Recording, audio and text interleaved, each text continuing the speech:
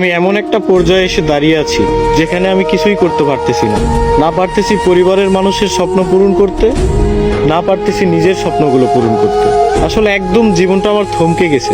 আমি কিছুই করতে পারতেছি না। কি হচ্ছে আমার জীবনের সাথে, কেন হচ্ছে, এই হিসাবগুলো আমি মিলাতে পারতেছি না। বিশ্বাস করেন ভাই, প্রচুর পরিমাণে ডিপ্রেশন কাজ করতেছে ভিতরে।